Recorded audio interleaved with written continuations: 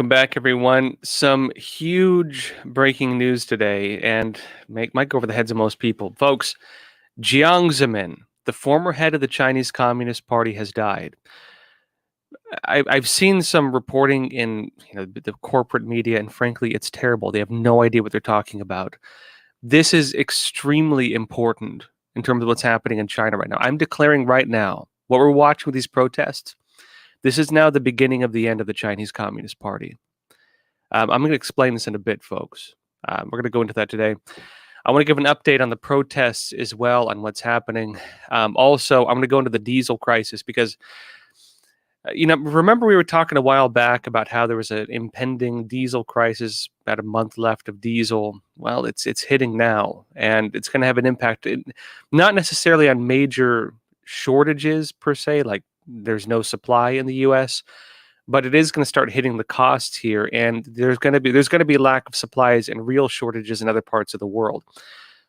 It's here. I'm going to be talking about that today too.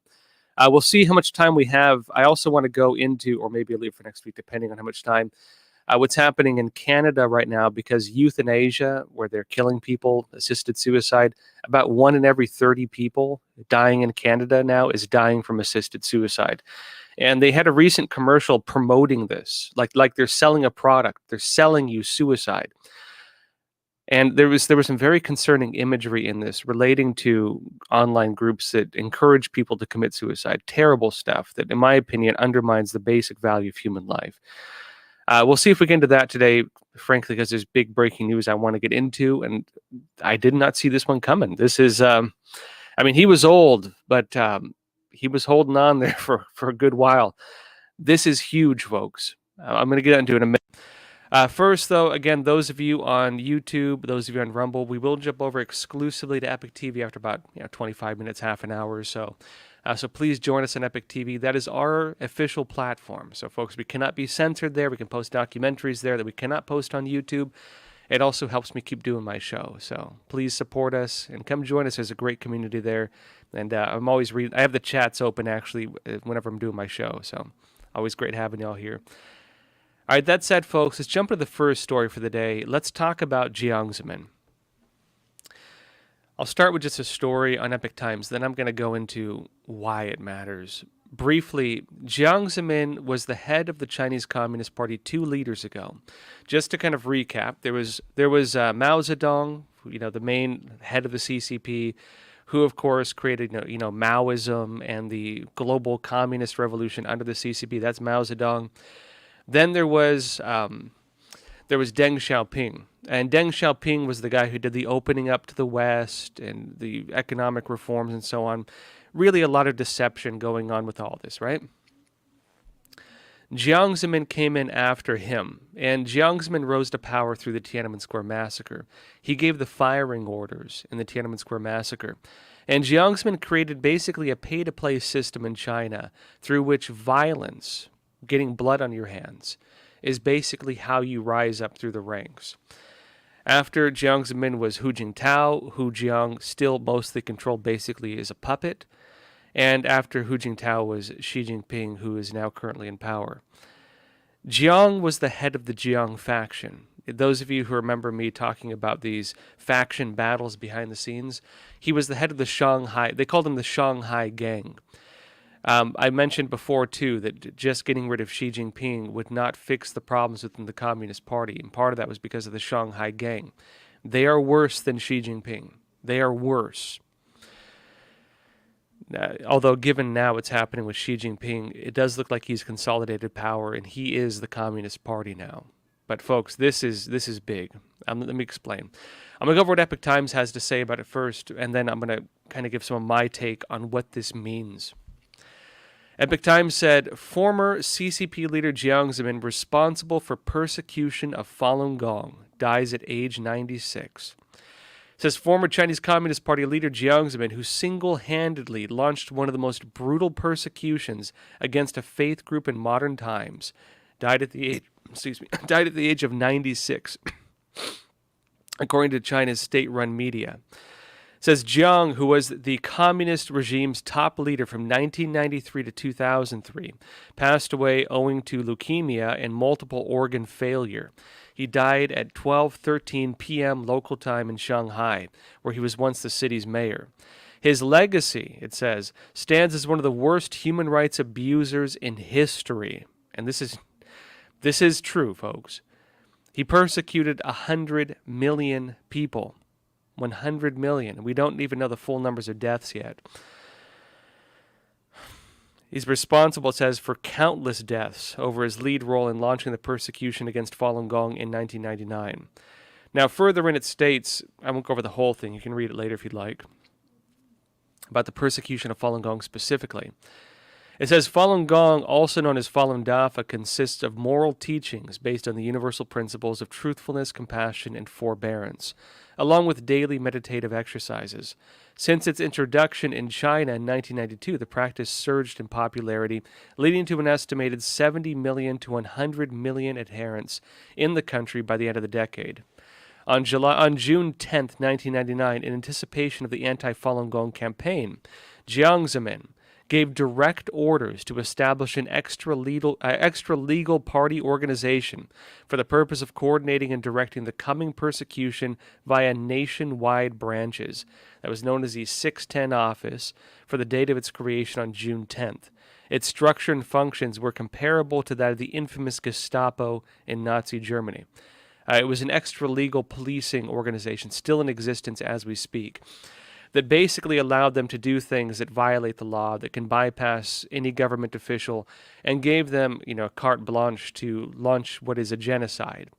And a genocide, the brutality of which we don't know the full extent of, but even what we know is absolutely horrifying. Live organ harvesting, torture, re-education through labor, really, really terrible, terrible stuff. The CCP labeled it as a cult, but they call democracy a cult. They call everything a cult. The Chinese it's like imagine if the government made like Pilates or like yoga illegal and they went and genocided people because of it. These were people trying to be good people and brutally persecuted through it. And the CCP manufactured nonstop fake news, propaganda that it broadcast across China to brainwash people into supporting a genocide. And unfortunately, there was a pay-to-play system as well, where foreign businesses, foreign news outlets, including most of the major media right here in the United States, were playing along with it. The level of corruption that allowed for this genocide to take place, the level of corruption that Jiang Zemin had to create, swept the globe. That was one of the reasons, actually, why Epoch Times was started. Chinese Americans found that basically there was one of the worst human rights abuses the world has ever seen taking place in China.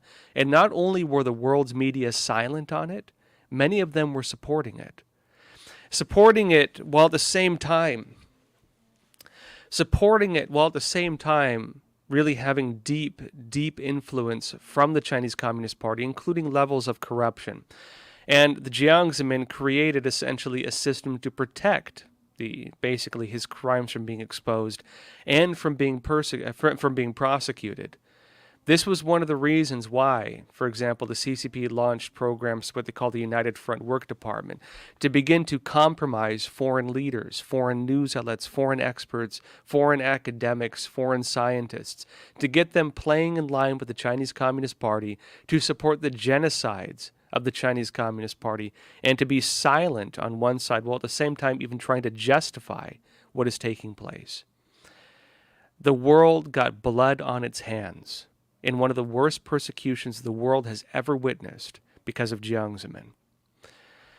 I'm going to go deeper into this, folks. First, though, we do have a sponsor today. Today's episode is brought to you by American Hartford Gold, and I'm going to go deeper into this. Folks, as we've been talking about, another note, inflation is going to continue and likely get worse. Even Fed Chair Powell is warning us to brace ourselves. Well, there's a way to hedge against inflation. American Hartford Gold makes it easy and simple to diversify your savings and retirement accounts with physical gold and silver. With one short phone call, they can have physical gold and silver delivered right to your door or into your IRA or 401k. American Hartford Gold is one of the highest rated firms in the country with an A+ rating from the BBB and thousands of satisfied clients. Folks, if you call them right now, they'll give you up to $2,500 of free silver and a free safe on qualifying orders. So don't wait, call them now. That's 877-260-2764, 877-260-2764, or you can text Joshua to 65532. Again, that's 877-260-2764, or text Joshua to 65532. Now, back to Jiang Zemin and what this means.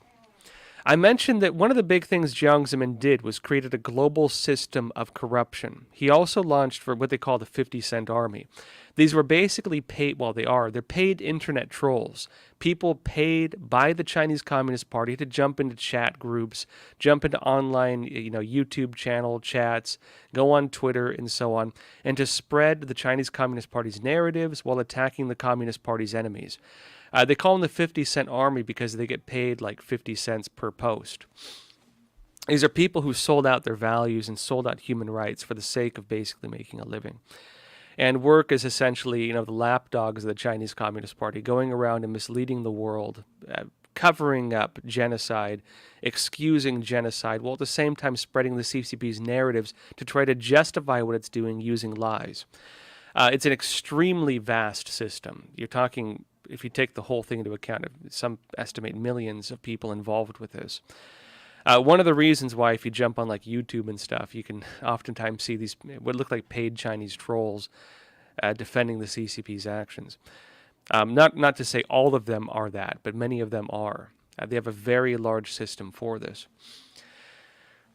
Going back in time, CCP launched the persecution of Falun Gong in 1999. Epoch Times, of course, was started in 2000. I can explain some of the history of Epoch Times for those of you curious, because it does tie into this. I think a lot of people hear, Epoch Times is a Falun Gong newspaper. It's not quite the case. It was started in response to I'd say the deafening silence of the legacy news outlets in the face of what is this is going to have to come out. And I do think people are going to face trial for this. I do think the crimes of the CCP are going to be exposed, and I think people are going to go to prison and probably be executed for it, probably on a global level. What happened was this. The Chinese Communist Party started a process of mass persecution. Again, estimated 70 million to 100 million people. That's like 1 out of every 15 Chinese people. Suddenly, overnight, made enemies of the state. Jiang Zemin gave orders to destroy them physically, bankrupt them financially, destroy their reputations. This included things that were horrific beyond imagination, things that I almost feel bad saying. There were reports, for example, documented reports with credible evidence showing cases and so on, of women being taken by the CCP, stripped naked and thrown in prison cells of men where they were gang raped. There are stories of women being raped with electric batons by these Chinese Communist Party agents.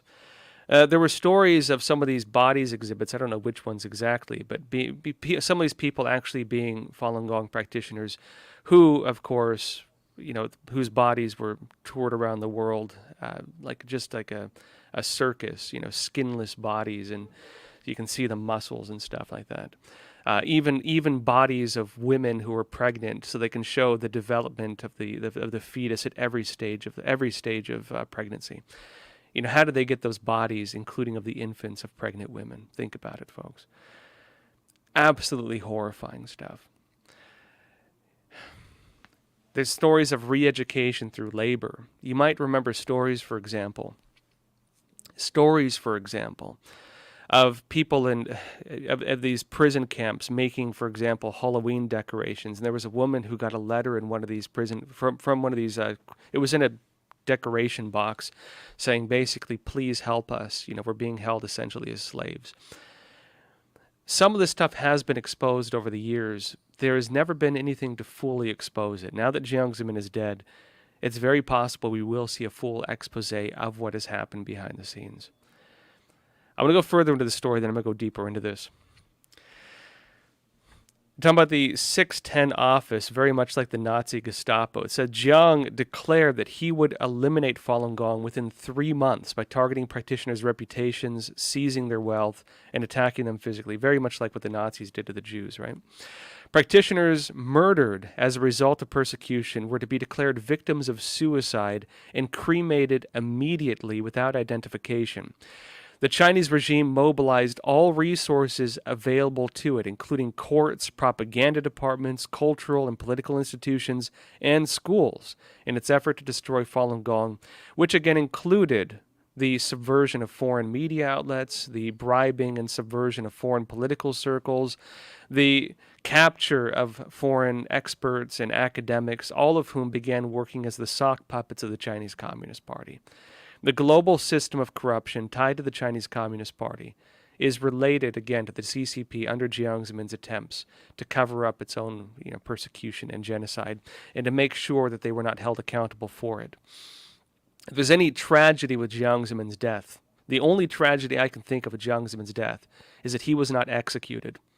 That he was not executed for his crimes and he got to die of natural causes. The worst part of this is the forced organ harvesting, at least on what we know of so far. The reality is we do not know the full extent of what they have done.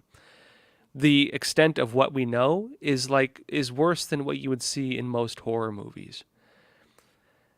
In 2006, now I want to go over this because this was when I started at Epoch Times, actually. I've been with Epoch Times since 2006. And I remember this. I remember when this news was first coming out.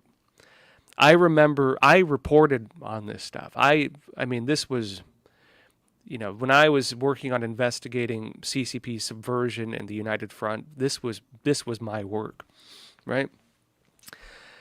And the story that we had when we first uncovered this, Epoch Times first uncovered the live organ harvesting, we had trouble believing it, but it's true. And we found out later through research that this is absolutely happening. The article says this: in 2006, a woman from northeast China living in the United States became the first witness to speak out about organ harvesting when she testified that her ex-husband had removed the corneas of thousands of Falun Gong practitioners since early 2000s. In the years since, the World Organization to investigate the persecution of Falun Gong, not the World Health Organization, they're on the opposite side of this, and other independent researchers have conducted extensive investigations into the verified organ harvesting allegations. One investigator called it a crime never before seen on this planet. Folks, they're not... I wonder if the author of this, they didn't want to make it too graphic. I know this story.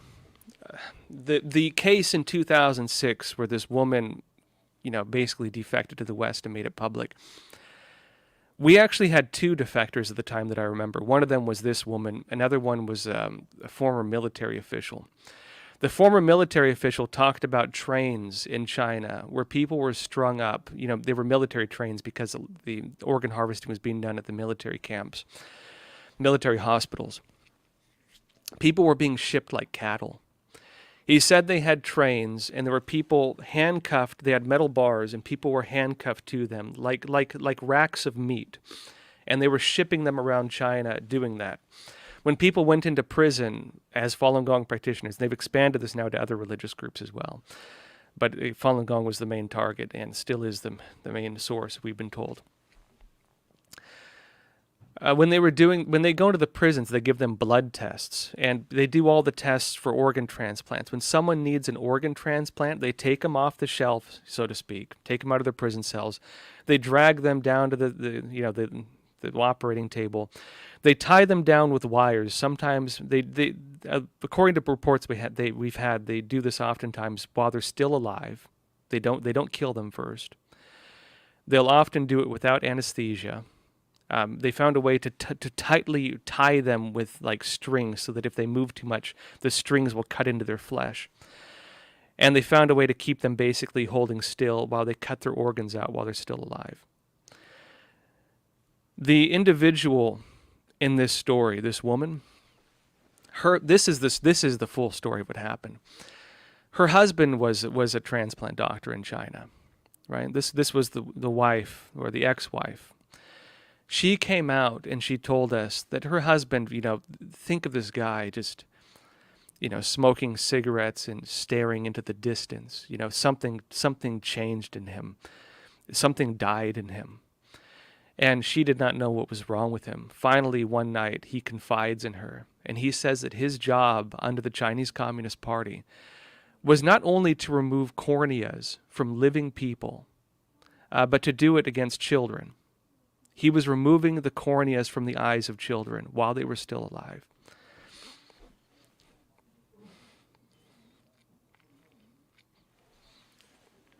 And this is what's been happening. This is what the media has been hiding from you. This is what they've not been telling you. This is what officials who are turning a blind eye to the Chinese Communist Party are aware of, and they're not condemning. I should give credit to many of them who have spoken out. Many of them have spoken out over the years, but many have not. And many have not only not spoken out, but have even defended and even promoted the Chinese Communist Party's model. The information we've gotten over the years actually gets worse than this. It gets worse, folks. Now, I want to go deeper into this. Jiang Zemin also created systems of corruption. It wasn't just organ harvesting or all these things. He created a global system of corruption. I'll go deeper into the story. It says there is lingering political influence, not just around the world, but in China as well. It says in 2002, Jiang Zemin transferred the title of party secretary to Hu Jintao, and the head of state a year later. But Jiang Zemin maintained the position as the head of the party's Central Military Commission, overseeing the regime's military until 2004. Even after he gave up all of his titles, Jiang continued to wield political influence from behind the scenes through his loyalists. Many of Jiang's allies, known as the Shanghai Gang, were still in the military, judiciary, secretary apparatus, and regional governments when Xi Jinping, the current leader, came into office in 2012. There was a lot of political infighting behind the scenes. You might actually, until very recently, you might remember I've been talking about this infighting within the CCP. That is these factions. And the Jiang faction, I would argue, was the more evil of the two. I'm not saying the Xi faction is good either. And frankly, we'll see what Xi does from here. Xi now has consolidated power. The faction war is done. But folks, the entire system of corruption that Jiang represented has basically been is gone. It's dying. And the timing of this is extremely important as well. The timing with the uprisings taking place across China, these mass protests, it looks right now like the Chinese Communist Party is losing its hold on the Chinese people. I've mentioned that. I'll go back in time a little bit. The beginning of the COVID-19 pandemic, where I declared that it looks like the Chinese Communist Party is going to collapse. The CCP was saved from collapse, not by fixing the system, not by repairing things, not by addressing the problems and the concerns people had. The CCP bought time for itself by, one, of course, using COVID-19 and seeding the virus to every corner of the world, by restricting travel within China while allowing travel outside of China.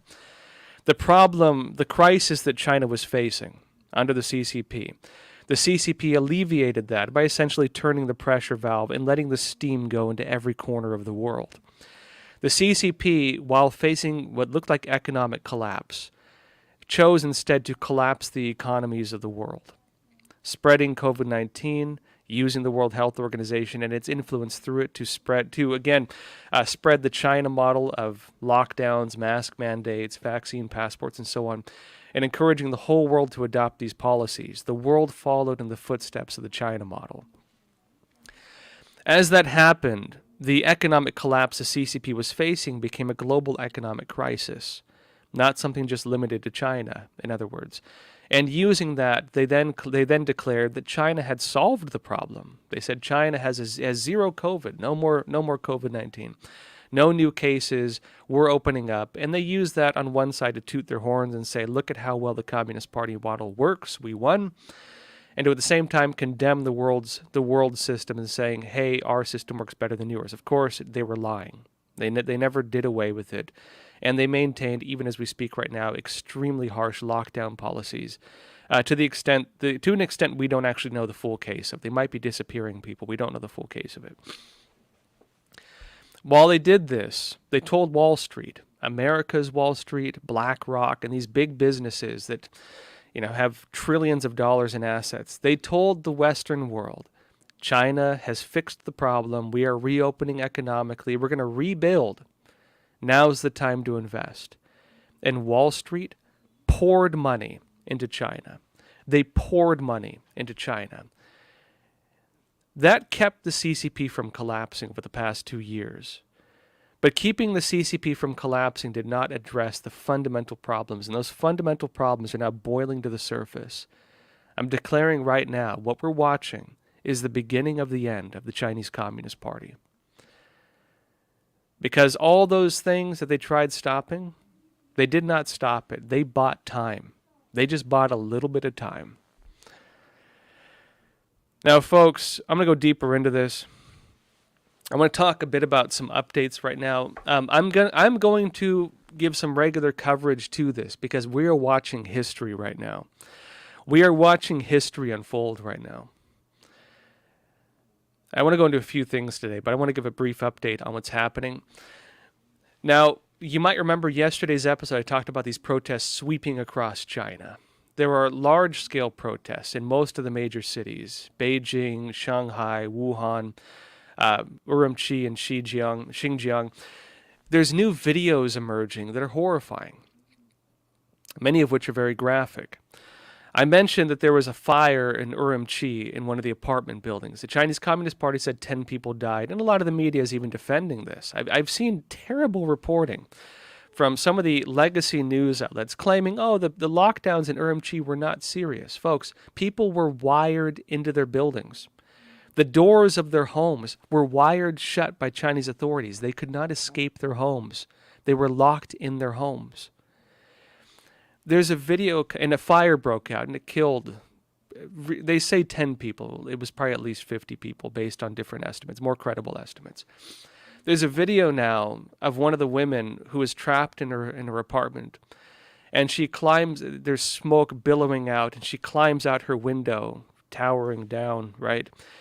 And just holds herself there because she doesn't want to burn alive. You had people falling to their deaths because they didn't want to burn alive. That was one of the big things that you saw happen with that. And that is one of the big messages the Chinese people took. I should mention something else, too. I need to say what other media have been doing. What's up, you're mentioning Wall Street Journal. I was disgusted by Wall Street Journal's coverage of Jiang Zemin. I read their story this morning. Whoever wrote that, I don't know if they're doing it out of ignorance or because there's something else going on. You know what they said? This is another thing about Jiang Zemin.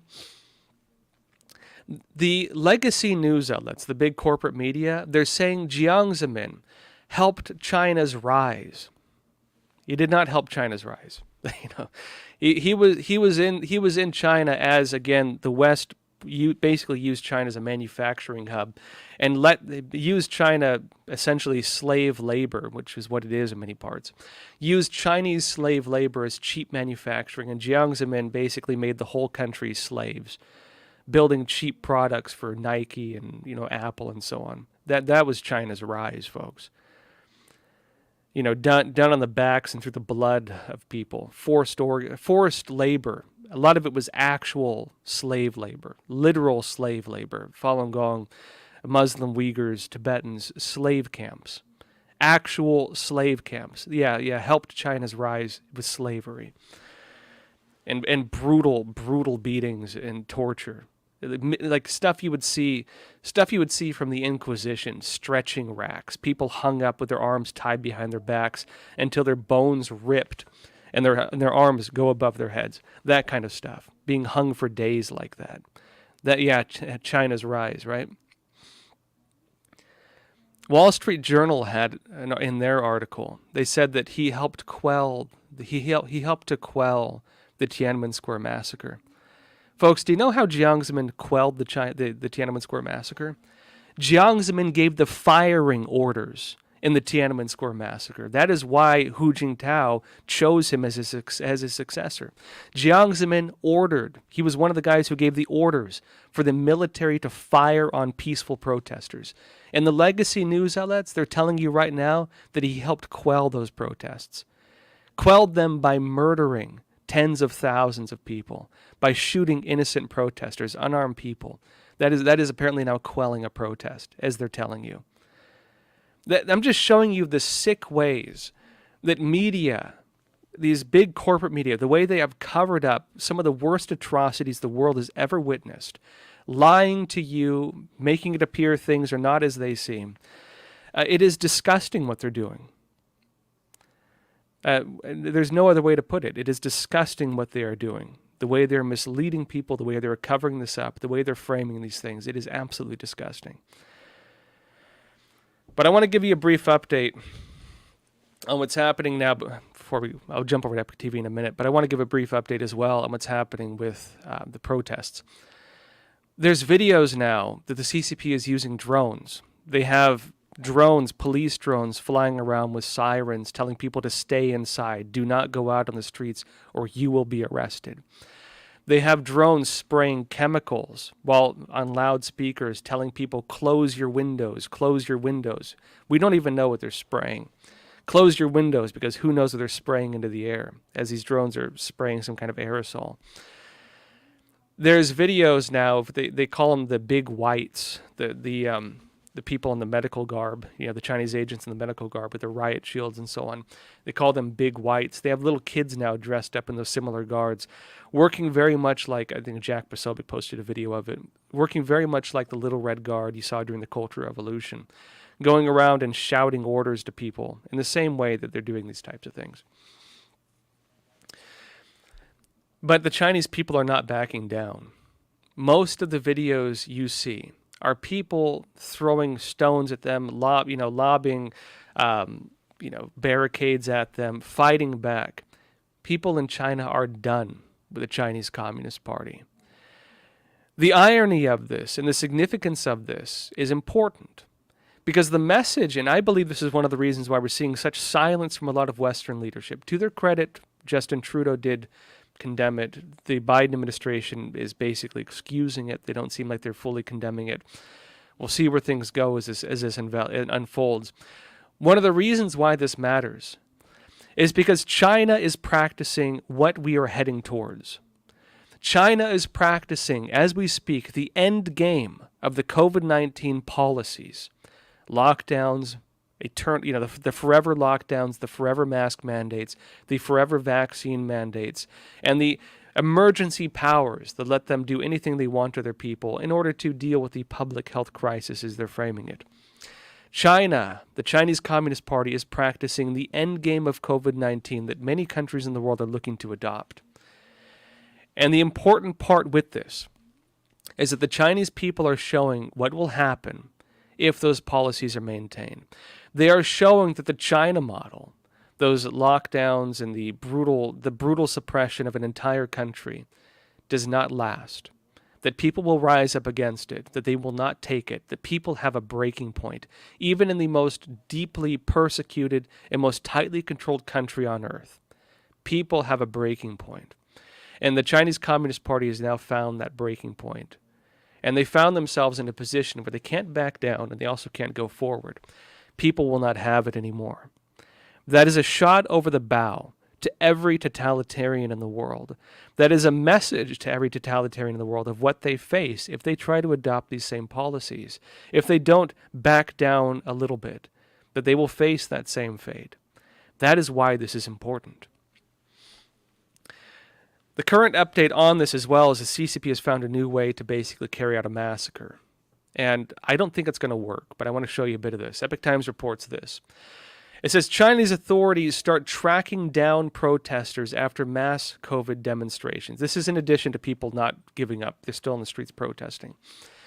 It says Chinese police have started targeting participants of last weekend's mass protests against the communist regime's harsh COVID-19 policies, according to reports suggesting the surveillance state is kicking into full gear in response to the country's biggest display of civil disobedience in decades. Two protesters told Reuters that callers identifying themselves as Beijing police officers asking them to report to a police station on Tuesday with written accounts of their activities on Sunday night. A student also said they were asked by their college if they had been in an area where a protest had happened and to provide a written account. There's a quote. They said, "We are all desperately deleting our chat history," said one person who witnessed the Beijing protest and declined to be identified. It says the person said police asked how they heard about the protest and what was their motive for going. While it is unclear how the police managed to identify these demonstrators, a Chinese lawyer told Wall Street Journal that she suspected police used data on protesters' mobile phones, including those collected by the regime's mandatory COVID tracing app, to ascertain their identities. Yeah, folks, that little app on your phone for contact tracing, you can see where that can go. That little contact tracing app that might make sure that you're not in touch with people who might have COVID-19. The same type they wanted to implement in New York City, you might remember. The CCP is using those to now track down people who attended a protest, and they're trying to arrest them quietly. What you're seeing them do right now is what they did in Hong Kong. What you're seeing right now is what I will say is the new form of massacre. It is not a massacre where tanks run protesters over. It is not a massacre where soldiers mow down peaceful protesters with machine guns, like they did in the Tiananmen Square massacre, which now the Wall Street Journal is saying was just a quelling of the protests when Jiang Zemin gave the orders to fire. What you're watching, basically, is this. Yeah, and Mark Schaefer, unfortunately, you're saying it sounds like J6. It's the unfortunate reality that the tracing on your cell phone, the banks on January 6th, for example, that reported people, and let the authorities know everybody who was there. They call it the actual term they use is geofencing. There was geofencing where they traced, I think, like 5,000 people. The CCP is using that for mass arrests, and the way they did that in Hong Kong was that it looks bad, right, in terms of media optics when the whole world is watching. It looks bad if there's a huge protest and the police start pulling up, their vans or so on, and start rounding people up and throwing in the vans and disappearing them, and you never hear from them again. It looks bad. It looks like a genocide, right? But if after the protests they go to people's homes, they knock on the doors or knock down the doors and drag them off to camps, it looks like an arrest. That is the method that they are using to disappear these people, the method they are using to get rid of the protesters. This is the new form of massacre. Now, we don't know what they're going to do with them. Even with the Hong Kong protesters, we don't know the full story. There were videos of them being rounded up on trains and then shipped into mainland China. The history from there is still unknown. The history, hopefully, is one we will know eventually, but we will see. But at the same time, too, despite all of this, what you're watching in China is that people are not giving up despite this. Despite what they're up against, and despite the fact that I think they know what they're up against. They understand the nature of the CCP by this point, and they know what it means when you oppose the CCP.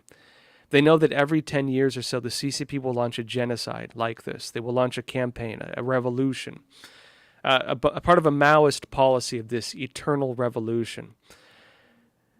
They know what they're up against. They know what they're up against, and they're not backing down. I've said it on Twitter, actually, and I'll say it here. Every single one of these Chinese people is very much like that man who, right ahead of the Tiananmen Square massacre, when tanks were driving down the street, a huge line of them, rolling down to go kill these students. A single man with his little handbag walked in front of these tanks, and he stood there and he blocked those tanks. A single man delayed that massacre. A single man stood in front of those tanks and in the face of death did that. We don't know his name. We don't know what happened to him. He was dragged away. Every one of these Chinese people who is now standing up against the CCP is very much like that man. Because even though the optics are different, the fate they know they will face, if the CCP does not fall from this, will be the same. And they're doing that knowingly. They're standing up against this knowingly. Now, folks, I'm going to be keeping you updated on this because I'm saying it again. We are watching the beginning of the end of the Chinese Communist Party. And the end of the Chinese Communist Party is not just a China issue. The end of the Chinese Communist Party is a global issue. Yeah, there's the tank men. When the books are opened, when the cases are made clear, when the Chinese leadership is put on trial and the Chinese people demand justice, this is not just going to be an exposing of crimes within China. This is going to be exposing of crimes in every part of the world where the CCP gained influence. This is going to be an expose of every corrupt official who sold out their country, who made bad deals under the table and accepted bribes to sell out their country to the Chinese Communist Party. It's going to be an expose of every business that was engaging in slave labor. It's going to be an expose of every company that was buying products being used in these forced labor camps where torture and genocide was taking place. This is going to be the Nuremberg trials on a global level. And every single investor, every single businessman, every single politician, every single academic, every journalist, every person who played this game and deceived the world to sell out their people and to sell out human rights and to sell out their values will very likely be exposed. You're going to watch this begin to unfold. That is what you are watching the beginning of right now as we speak. So get ready for it, folks. I'm going to be giving updates on this regularly. As far as I'm concerned, this is the biggest story in the world because this is not just a China issue. This is a global issue. And it's a global issue related to the underlying corruption that has infected just about every country on earth to some degree. This is the biggest story in the world right now. All right, folks. Yeah, not to mention fentanyl. As Songwei Puro is noting, fentanyl as well, the CCP, of course, being the source of that, and drug warfare as well. Yeah, those of you asking what you can do about it, folks, spread the word. You spread the word because the legacy news outlets, these big corporate media, they're lying. They're lying through their teeth right now. The type of coverage I've seen on this is sickening. They're lying through their teeth. Spread this. You know the truth, so spread it. All right, folks, let's jump over to Epic TV exclusively. I want to go into, on a lighter note, well, maybe not lighter note, lighter than this at least. I want to give an update on the diesel crisis because I've been wanting to do some reporting on this, and I know people have had questions on it. We heard we were going to run out of diesel. We heard there was going to be no more diesel soon, which is going to kill the whole shipping industry. I want to give an update on where that is at. Briefly, there is a shortage. It's here. In the United States, we're going to feel it more in the areas of higher costs, not only of shipping and so on, but probably of food, because farmers are operating at a loss now. Farmers might go out of business unless something is done about it. It is reaching a pretty terrible degree. But in some countries, it's going to be even more serious. In some countries, they're going to run out. I'm going to give you a rundown of what's happening right now, an update on where things are at. We will do that on Epic TV. So those of you on YouTube, please join us on Epic TV. Also, briefly as well, again, I did a documentary on the Chinese Communist Party. The timing of this, I guess, works perfectly. My documentary, The Final War, actually talks about Jiang, talks about how he rose to power through the Tiananmen Square massacre, talks about the persecution of Falun Gong, talks about the pay-to-play system he created of violence and genocide, and talks about how the world deceived us, how they bought into this genocide, bought into this corruption, and how the CCP, while doing that, has maintained a policy to destroy the United States. The people involved in this are traitors. They have betrayed their countries. They have betrayed the United States. This documentary exposes all of this. So watch that documentary if you want the real deep information. Let me show you a trailer of that, then we'll jump over to Epic TV.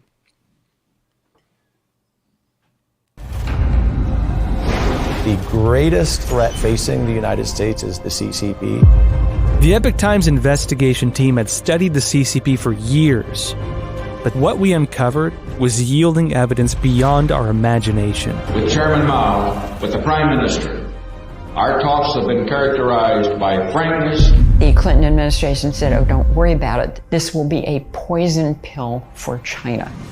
China's strategic goal is to make sure that the U.S. has 4 enemies, and one of them must be a terrorist group.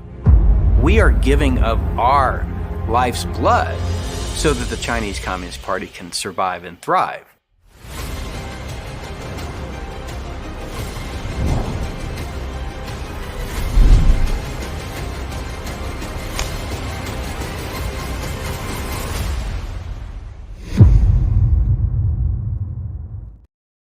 And again, folks, that is The Final War, a documentary which details a lot of what I just talked about and gives a lot of the history.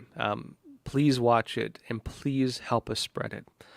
That's it. Let's jump over exclusively to Epic TV. I'll see you there. Yeah, I'm seeing some of you mention Canada.